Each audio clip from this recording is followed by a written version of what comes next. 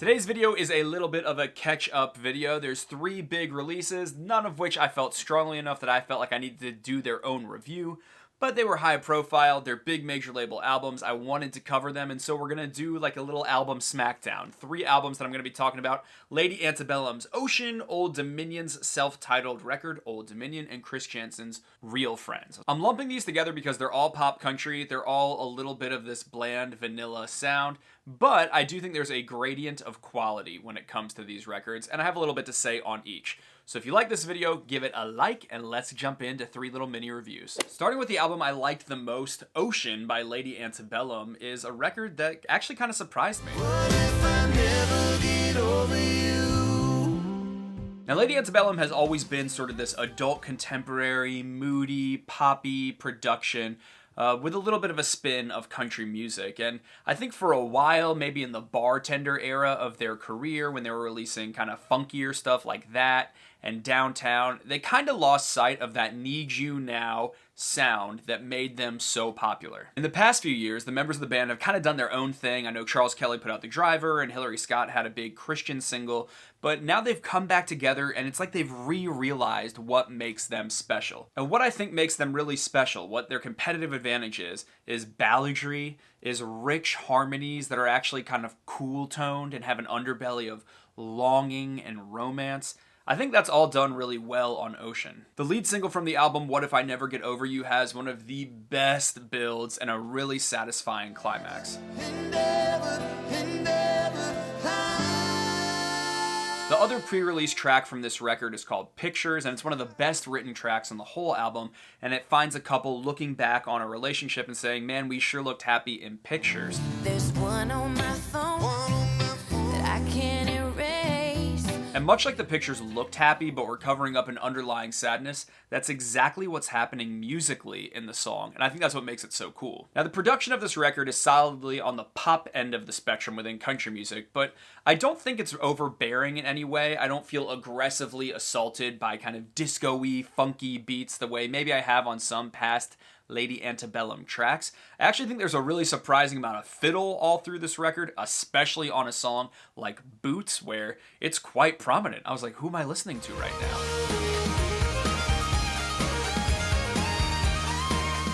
But really, this is a vocal showcase, and that's what Lady Antebellum does best, and having a guy and a girl lead makes for so much romantic tension in a lot of these songs. And I would also say on this record, there's a lot of light religiosity and Christianity that is being communicated in the lyrics, a lot of references to God, a lot of references to love as redemption. I think that's definitely notably present here in a way I've never really observed on a Lady Antebellum record before. One song that captures both that light religiosity and that romance is called Let It Be Love. This one really sticks in my head. I think it has a really memorable lyrical structure where they're saying the thing about envy and me, or the thing about humility and me, or the thing about angry and me. And I felt angry when they didn't say anger, because I was like, you can't have envy, which is a noun, and humility, which is a noun, and then angry, which is an adjective. It made me angry. But the sense of the song is like, look, these are all things that I wrestle with being envy, with not being humble enough, but ultimately I want love to be this ultimate value that I feel. There's also a song called Be Patient With My Love that is just literally asking a partner to be patient because you are returning to a better version of yourself and a better, more loving version of you in a relationship. I'm coming back like holy redemption. It's almost this plea to believe in who I'm becoming more than just who I've been. Got a lot of Dave Barnes influence on this record and a lot of Dave Barnes lyrics as well. You do still get some way poppier elements. My least favorite song by a mile on this record is called Mansion. I really dislike how it sounds. It sounds way more synthetic, poppy, snap-tracky, and overall just their sound is quite polished and poppy, even on a song that I really like Pictures. I think the Little Big Town collab, The Thing That Wrecks You on this album, which is actually co-written by Tenille Townes, among other writers. I really like some of the imagery in this song. I like the idea that you're a moving car on a one-way street. I like the intersection of heartbreak and midnight. I enjoy the bird in flight, that you're a deer in headlights, but I'm moving fast. I think all that stuff makes this song really interesting, and I think the harmonies with Little Big Town, they sound excellent together, and you really hear how Little Big Town is probably a lot more of that warm harmonic sound that I was saying, whereas Lady Antebellum feels a little more distant and cool. Now, even though I really like a lot of the sound of this album and I think there's really strong vocals, I still think it's a fairly bland and safe sounding record. And it's not like the lyrics are ever really doing anything to pull you out of that. You're never getting super specific, and that can make the album feel somewhat boring because everything is so broad and we're getting a lot of mid-tempo balladry, but it's a really good version of it. And so I think in some ways this is probably the most cohesive Lady Antebellum album I have ever heard, and it's really strong. So I think overall I'd give it around a 6.7. There's a lot to like here, but it doesn't feel very adventurous in any way that really, really makes me respect an album. Then let's talk about the album Old Dominion by the band Old Dominion. I don't wanna be a one-man band.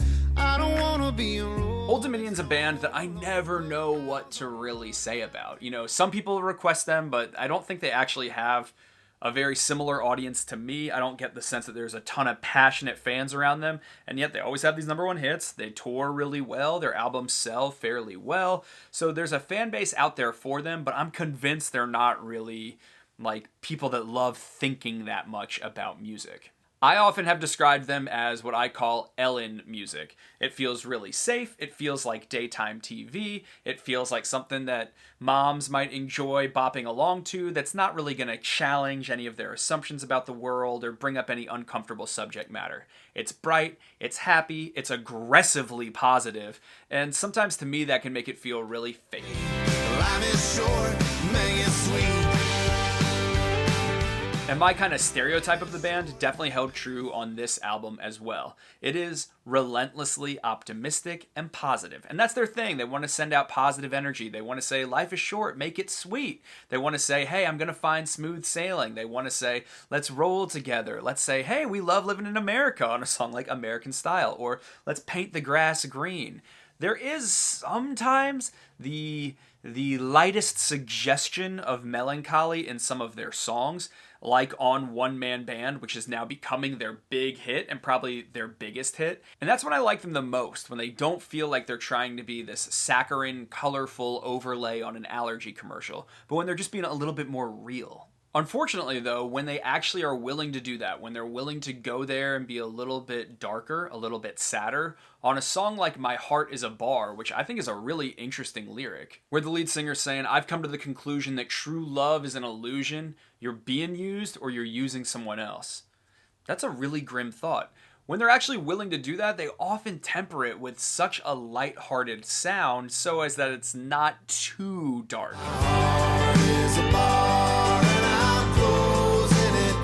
And they do that again on the song Hear You Now, where they temper the dark sentiment with really lighthearted music. Now, sometimes I think that's interesting, but overall on this record, I don't understand why it's so determined to always gloss over any negative feeling. Because I think this album needs a few songs where the music and the meaning are really matching up. Their tendency on this album to turn everything into a little bit of a disco-influenced kind of 70s guitar sound. I mean, it's very Shane McAnally. He's kind of good at this super glossy sound. But the kind of overly popped, snap-tracked, just consistency of the album removes so much immediacy from the songs. You want to feel them. You want to feel some pain, or you want to feel some release, but everything's just kind of there. We're dancing with Ellen. We're feeling good.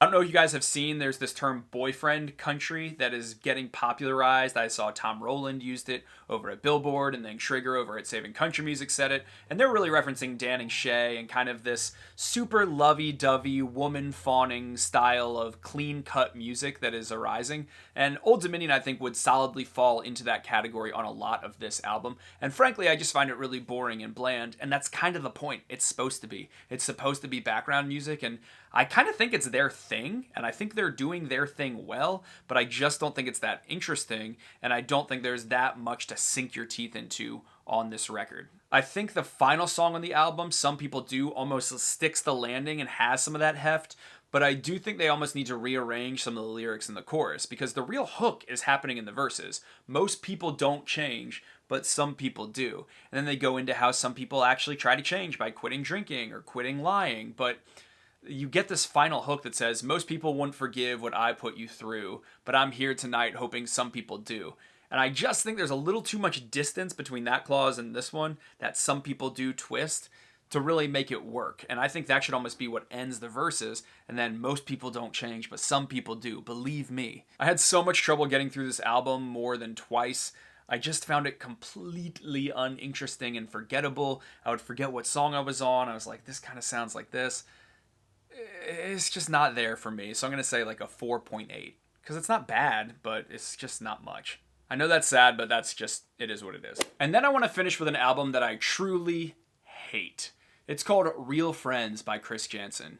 And I feel like this has really given Zac Brown a run for his money as one of my least favorite albums that was put out this year. I got a good girl, she got a good smile. I kiss her good morning, I kiss her good night. Real Friends feels like the result of some sort of nefarious algorithm where you enter certain inputs like God and barbecue and country music and beer, and it just spits out a focus group friendly, corporate, boring atrocity. I know that's kind of dickish to say, but hey, this album has a song called Say About Me. It's actually on here twice, where Chris Janson says, I was raised not to care what people say about me, so I hope he doesn't care that I am saying that.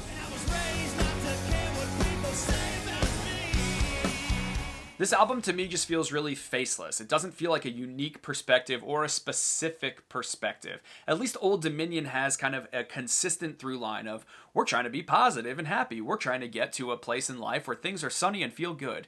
Chris Janson's just feels like 20 different personalities, and all of them aren't that deep. I mean, there's a song on here called Normal People that's just this noble ode to normalcy. We're keeping it real, keeping it simple.